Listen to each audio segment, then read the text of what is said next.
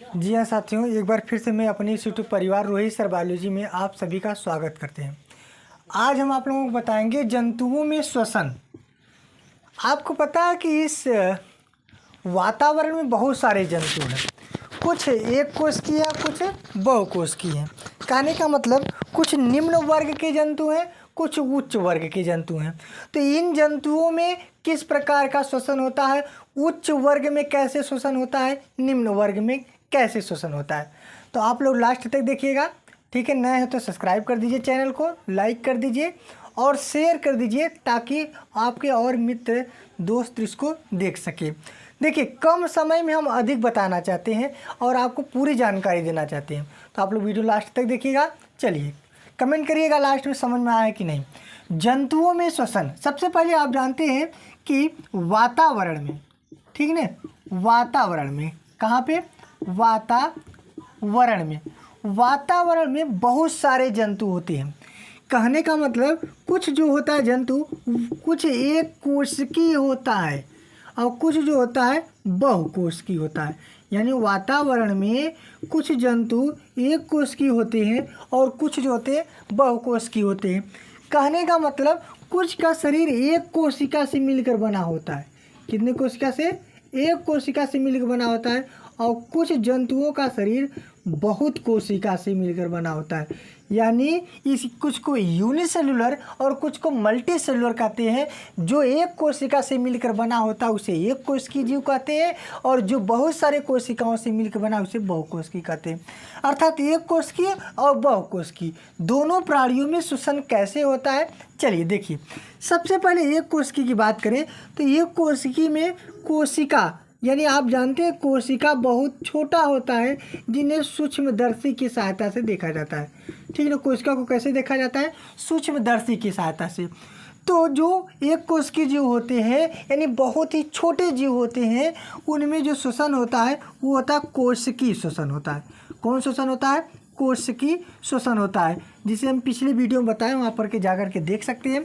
कोशिका में एक अंग होता है जिसे हम लोग कहते हैं माइटोकॉन्ड्रिया कहते हैं, या इसे हम लोग ऊर्जा घर कहते हैं। इसी माइटोकॉन्ड्रिया में यह श्वसन क्या होता है? संपन्न होता है, और वह एटीपी के रूप में ऊर्जा भी देता है। किस रूप में देता है? एटीपी के रूप में ऊर्जा भी देता है। तो ये तो कोशिकीय श्वसन हो गया, यानी ये छोटा जो होता है ये नंगी आंखों से नहीं देखा जा सकता है। इस प्रकार के, जैसे अमीबा हो गया, तो अमीबा एक कोशिकीय जीव है।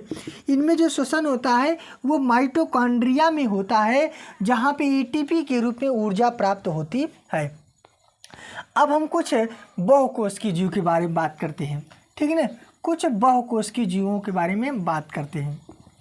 देखिए, बहुकोशिकीय जीव भी होते हैं, वो भी, उसमें भी कई प्रकार के जीव होते हैं।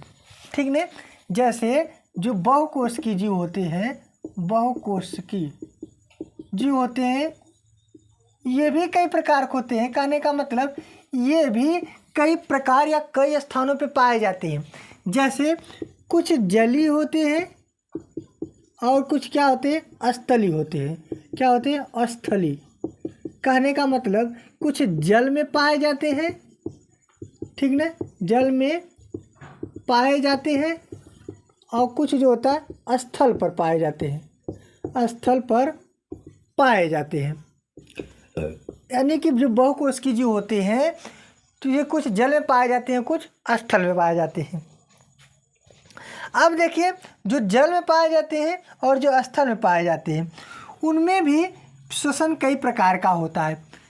हमारे जल में पाए जाने के लिए उसमें कुछ और अंग पाया जाएगा, और जो स्थल होंगे उसमें कुछ और अंग पाया जाएगा। सबसे पहले जो श्वसन होता है, श्वसन करने के लिए उच्च वर्ग में, जो उच्च वर्ग होता है उनमें अंग होता है। उनमें क्या पाया जाता है? श्वसन करने के लिए अंग पाया जाता है। और जो निम्न वर्ग के होते हैं उसमें श्वसन अंग नहीं होते हैं, श्वसन अंग नहीं होते। अच्छा, श्वसन अंग कहते किसे हैं? अगर आपसे कोई पूछे कि श्वसन अंग किसे कहते हैं, तो आप कह दीजिए कि श्वसन करने वाले विशेष प्रकार के अंग को श्वसन अंग कहते हैं। माने जो काम श्वसन करने के लिए ही हो, माने वे अंग जो श्वसन क्रिया में भाग लेते हो वो श्वसन अंग कहलाते हैं। और श्वसन अंग ये हो गया। तो श्वसन तंत्र क्या होता है? अगर श्वसन अंग समझ में आ गया तो श्वसन तंत्र क्या होता है। श्वसन क्रिया में भाग लेने वाले संपूर्ण अंग को श्वसन तंत्र कहते हैं। क्या कहते हैं? संपूर्ण अंग को क्या कहते हैं? श्वसन अंग कहते हैं या श्वसन तंत्र कहते हैं, श्वसन तंत्र कहते हैं। ठीक ना। श्वसन अंग और श्वसन तंत्र में यही अंतर है। ठीक ना। जैसे जो बहुकोश की जीव होते हैं, जैसे मानव की बात करें तो मानव में जो श्वसन करते हैं उनमें अंग फेफड़ा होता है, यानी मानव का श्वसन अंग क्या होगा? फेफड़ा हो गया। और श्वसन क्रिया में भाग लेने वाले सभी अंग को क्या कहा जाता है? श्वसन तंत्र कहा जाता है। जैसे सबसे पहले आएगा नाक।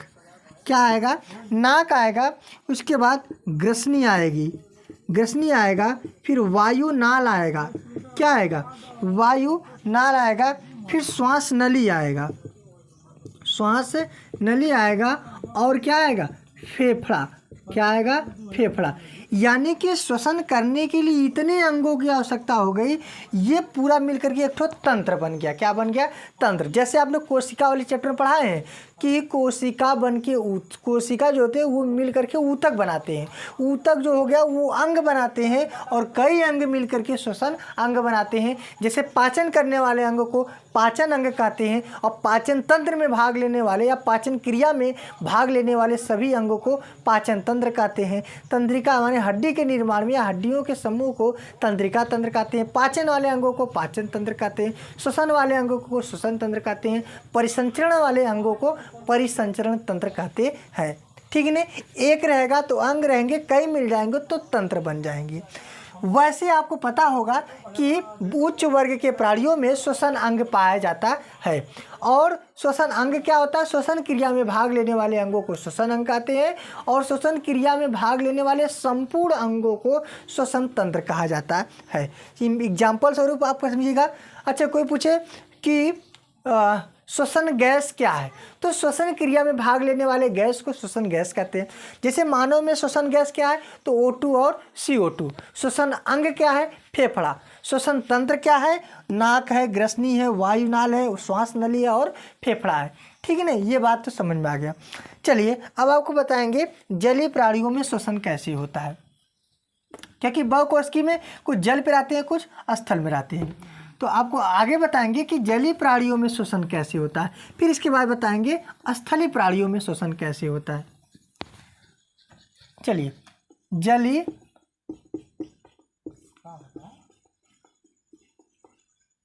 जलीय प्राणी में श्वसन माने कि जो एक्वेटिक एनिमल होता है, एक्वेटिक एनिमल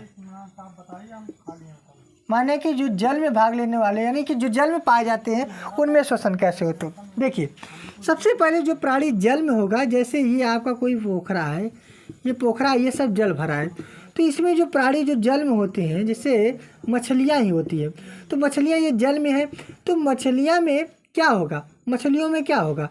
तो ये जो जल है इसका सूत्र क्या है? H2O है। क्या है? H2O। माने जल का सूत्र क्या होता है? H2O होता है। तो जल में देखिए ऑक्सीजन पाया गया है, यानी जल में क्या घुला है? ऑक्सीजन घुला है। क्या घुला है? ऑक्सीजन घुला है। तो इसी ऑक्सीजन से वह श्वसन क्रिया कर लेता है। अब आपके दिमाग में होगा कि जल में रहने वाले प्राणी और स्थल में रहने वाले प्राणी, माने स्थल पे जो प्राणी रहते हैं और जो जल में रहते हैं, तो जो जल में रहता है वो जल्दी जल्दी सांस लेता है, और जो स्थल पे यानी बाहर रहता है वो धीमे धीमे सांस लेता है। यानी हम मछली को देखेंगे, ये बहुत जल्दी सांस लेता है। मेढक है, बहुत जल्दी सांस लेगा। यानी कि जो जल प्राणी रहते हैं वो बहुत जल्दी जल्दी सांस लेते हैं, और जो स्थल पर रहते हैं वो बहुत धीरे धीरे सांस लेते हैं, या श्वसन क्रिया बहुत धीमा करते हैं। क्यों? क्योंकि भैया जो H2O होता है उसमें जल घुला रहता है, यानी कि कहने का मतलब H2O जो होता है उसमें ऑक्सीजन जो होता है वो घुला रहता है, ऑक्सीजन की मात्रा इसमें घुली रहती है। तो यहाँ से ऑक्सीजन जो निकलने की जो प्रक्रिया होती है वो क्या होता है? बहुत कम मात्रा में निकलता है। वहाँ से ऑक्सीजन क्या होता है? बहुत कम मात्रा में निकलता है, इसलिए वो जल्दी जल्दी ऑक्सीजन निकालता है। ऑक्सीजन की जो उसकी ज़रूरत होती है वो ज़्यादा होती है और उसमें मात्रा कम होती है, यानी जल में ऑक्सीजन की मात्रा कम होती है और उसको आवश्यकता ज़्यादा होता है, तो जल्दी जल्दी ऑक्सीजन लेने के लिए श्वसन प्रक्रिया बहुत तेज करते हैं।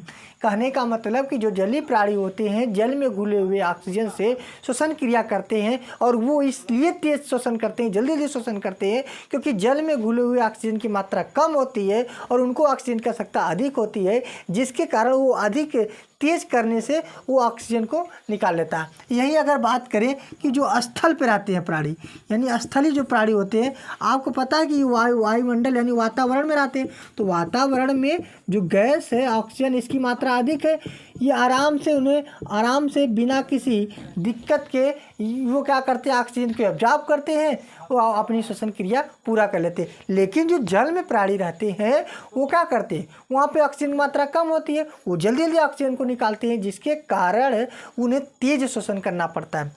देखिए हम लोग जो होते हैं श्वसन क्या करते हैं, बहुत धीमे धीमे करते हैं, क्योंकि हम जानते हैं कि वातावरण में बहुत सारे ऑक्सीजन है। ऑक्सीजन की मात्रा लगभग आपको पता होगा कितना होगा, ऑक्सीजन मात्रा कितना है, आप लोग कमेंट बॉक्स में करिएगा कि हमारे वातावरण में ऑक्सीजन की मात्रा कितनी पाई जाती है। जैसे आपको पता है नाइट्रोजन 78% होता है, तो कमेंट करिए ऑक्सीजन की मात्रा कितनी होती है। ऑक्सीजन की मात्रा जो होती है वो अधिक होती है, यानी नाइट्रोजन से कम होता है लेकिन अधिक होती है वातावरण में, जिससे हम लोग श्वसन क्रिया आसानी से कर लेते हैं, और हम लोग श्वसन इसीलिए धीरे धीरे करते हैं। तो हमें उम्मीद होगा कि आप लोगों को ये जरूर समझ में आया होगा कि जंतुओं में श्वसन कैसे होता है, निम्न वर्ग में कैसे होता है, उच्च वर्ग में कैसे होता है, एक कोशिकी में कैसे होता है, बहुकोशिकी में कैसे होता है, स्थलीय में कैसे होता है, और जलीय प्राणी में कैसे होता है। स्थलीय प्राणी जलीय प्राणी की तुलना में क्यों तेज श्वसन करते हैं, यानी क्यों जल्दी जल्दी करते हैं या क्यों तीव्र गति से करते हैं, तो आप लोगों को पता चल गया होगा। ठीक है, अगर आपको समझ में आया होगा तो आप लोग कमेंट में बताइएगा कि हमको समझ में आ गया है।